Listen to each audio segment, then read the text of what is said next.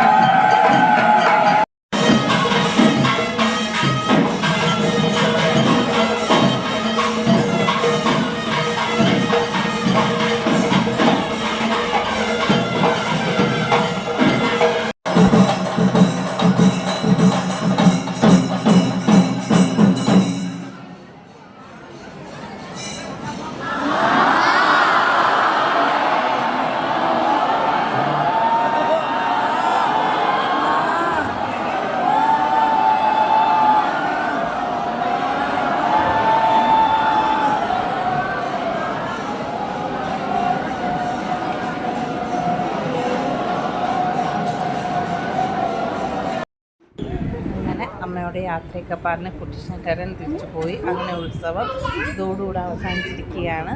അപ്പോൾ അടുത്ത വീഡിയോ ആയിട്ട് വരാം. Thank you for watching.